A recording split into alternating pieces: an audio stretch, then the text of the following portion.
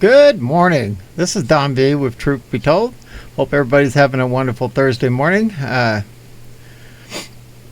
Before we move, we have a couple news reports we'd like to share with you. Before we move to that, please remember to subscribe. If it's on Rumble, hit the plus sign and add a Rumble. Appreciate it. It's kind of like a thumbs up. And on YouTube, hit the bell for all notifications and give me a thumbs up. It really helps the algorithm and it helps my numbers and my channel grow. At any rate, without ado, let's go ahead and move to the first report. It says Cuomo impeachment inquiry nearing completion, State Assembly says. The State Assembly's impeachment investigation into Governor Andrew M. Cuomo is nearing completion, and the body will soon consider potential articles of impeachment against him, the chair of the committee overseeing the inquiry said in his statement on Thursday. Boy, that guy is scary looking, isn't he? Charles D. Levine, who leads the Assembly Judiciary Committee, said that the lawyer hired by the Judiciary Committee had directed Mr. Cuomo and his legal team to submit any evidence in the governor's defense by next Friday. The lawyers had previously issued a subpoena for relevant documents. The move was the latest and most vivid indication yet that the Assembly, which is controlled by Democrats, was moving quickly to impeach Mr. Cuomo, a third-term Democrat. The Assembly began a broad impeachment inquiry into the governor in March, which had started slowly in part because it was examining several scandals involving Mr. Cuomo, including his handling of nursing home deaths during the pandemic. That could lead to the governor's impeachment. But after a report from the New York Times Attorney General's office this week concluded that Mr. Cuomo had sexually harassed nearly a dozen women, the Assembly leaders signaled that they intended to expedite the inquiry and move on to an impeachment vote. The Assembly Speaker, Carl E. Heastie, said on Tuesday that members would move expeditiously and look to conclude our impeachment investigation as quickly as possible. Lawmakers in the Assembly could impeach Mr. Cuomo with a simple majority vote. A trial would then be held in the state Senate, where Democrats are also in the majority. If convicted, Mr. Cuomo would be removed from office and potentially barred permanently from seeking statewide political office. The Lieutenant Governor, Kathy Hochul, would replace him as governor.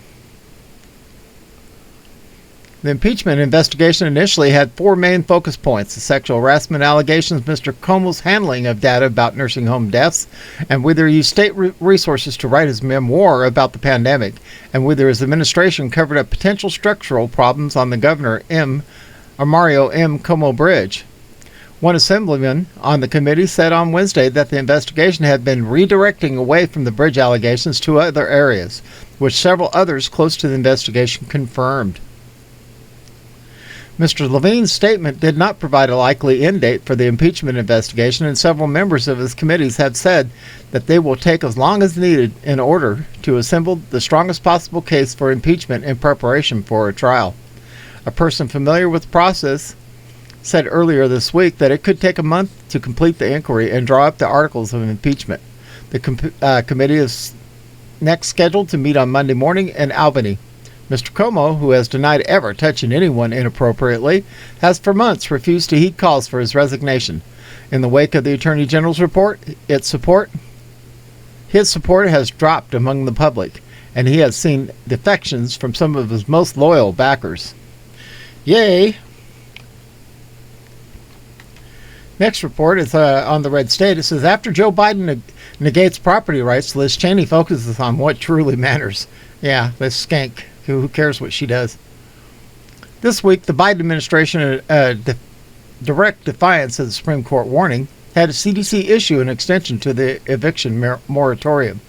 After over a year of stealing people's property with no recourse or due process, Washington politicians and officials looked at the situation and demanded more cowbell. You know, because it's not like property rights are foundational to the United States of America or anything. But while middle-class Americans are bankrupted by government-protected squatters taking advantage of a ridiculously unconstitutional edict, I want you to be comforted by the incredible demonstration of civic duty Liz Cheney is focusing on what truly matters. I'm searching around trying to find Cheney's comments on Biden's illegal order, and I'm coming up empty. There's nothing on her social media accounts, and it doesn't appear she's given or released any public statements on the matter. She did have time to try to blame a suicide which happened almost 7 months later on January 6th, while offering no evidence there's any connection at all. She also had time to retweet an attack on Tucker Carlson for broadcasting from Hungary about border policy, taking a shot at Fox News in the process. But when it comes to the most blatant, unconstitutional executive action via the CDC in this case in modern history, which threatens jail time to property owners who simply seek to exercise their rights, Cheney is nowhere to be found. She can't even be bothered to lodge a half-hearted condemnation. But we know what her father thinks of the Republican Party, and that's going to count for something, right? To be fair, Cheney is hardly alone in her silence. More on that in a later article, but there is especially egregious when someone presents themselves as a bastion of principle. Maybe they should actually operate with principle. The principled conservative stand here is to say loudly that Biden spitting in the face of the Supreme Court, you can think of Brett Kavanaugh for opening that door, and ordering something he admitted wasn't constitutional is condemnable. Cheney won't do that, though. That would require her upsetting her new friends. And it's those friends that are going to set her up for the next segment of her life after she isn't reelected in Wyoming. Call me cynical, but I believe that the explanation here, and perhaps that's fine. Politicians are rarely, if ever, truly consistent, principled beings, after all. But Cheney tries to play one on TV to the plaudits of the Communist News Network anchors everywhere. Given that her silence on Biden's unconstitutional action, while she still obsesses over January 6th, comes across as especially pathetic.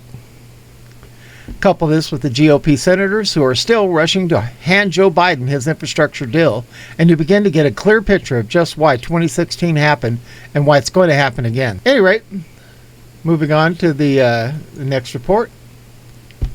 It says, family pursues new legal front against police defunding after son slain in Texas gang shootout.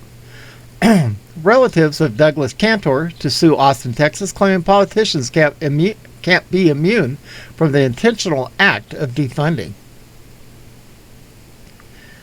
New York family whose son was accidentally gunned down at a Texas bar during a street gang shooting is opening a new legal assault against the movement to defund the police, preparing a lawsuit accusing the city of Austin of causing his death through the intentional and solely political acts of cutting money for a local police gang unit.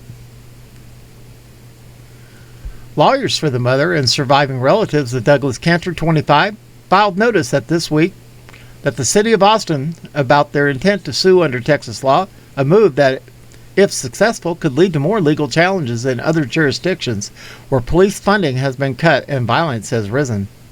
Publicly available information proves that this incident began when two rival gangs of teenagers from Killeen, Texas, deliberately drove to 6th Street in Austin to engage in the fight. The notice states, recounting the tragedy, after a long period of public argument, DeAndre White pulled out a gun and fired, hitting, among others, Douglas, who was an innocent bystander.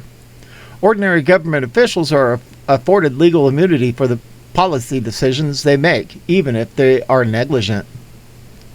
But the legal notice from Cantor's family clearly signals a plan to argue against that immunity, claiming city officials intentionally took over political action by cutting police funding and should be held accountable for the predictable outcome. The incident was a foreseeable result of the mayor and the city council of Austin's intentional and solely politically motivated decision to defund the police and or to dissolve the Austin Police Department and a gang unit, the notice states. And then it tells you where you can read the full notice. It's in a PDF, so if you go to this website, you can click on it. The lawyers added they will provide evidence of a later date to back their claims, citing a desire to let the ongoing criminal investigation of the shooting wrap up. Roseanne Arnold, the lawyer representing Cantor's mother, Julia Leitner, of Airmont, New York, and his brother, Nicholas Cantor, told Just the News the legal team has compelling evidence from the statements police officials made to the family in private. My clients were advised by detectives from the Austin Police Department that there were social media postings made by gang members which would have alerted a gang unit that at least one of the gangs was headed to 6th Street that night, Arnold said. Had the Austin gang unit not been disbanded, there would have been police officers shadowing the gang members that night, she said. Had the mayor and council not defunded the police, there would have been more police officers available for crowd control, thereby allowing an ambulance and access route to the mortally wounded Doug Cantor. The Austin Police Department declined to comment. The criminal investigation is active and ongoing, and we do not have anything to provide further at this time, it told Just the News.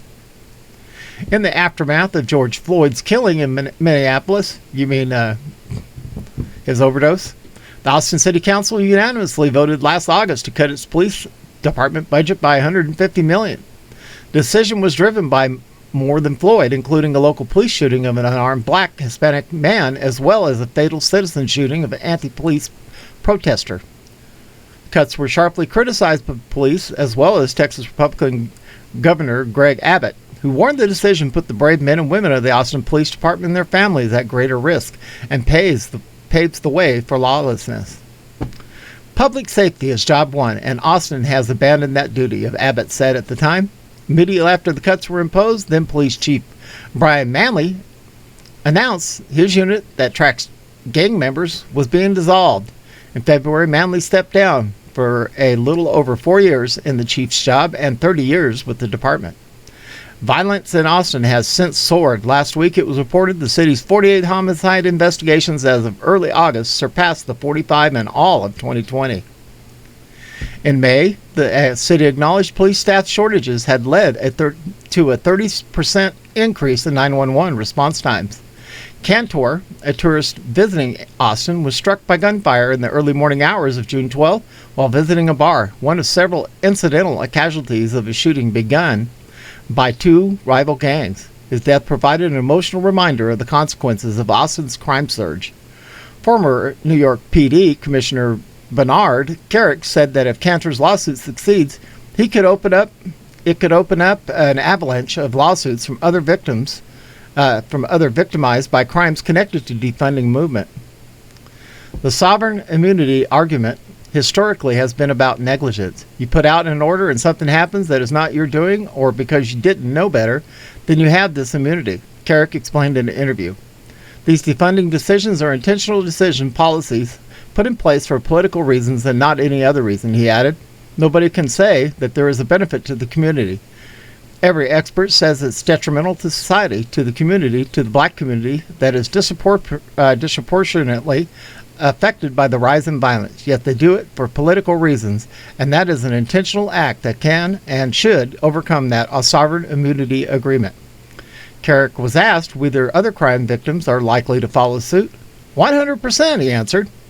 Everywhere we have seen that intentional defunding of police, which has resulted in a substantial increase in violent crime, shootings, and murders. You're going to see the same types of lawsuits filed. Amen to that, huh? About time these dirtbags have to answer for their crimes. That's you can sure tell God's is making his move. You know, they're starting to see all this garbage come out, and everything that was in the darkness is being brought to the light. Anyway, this is Don V broadcasting out of Arizona under sunny skies. Look like we're going to be probably about 82 again today. Hope everybody has a wonderful Thursday and a great weekend. And we are out of here.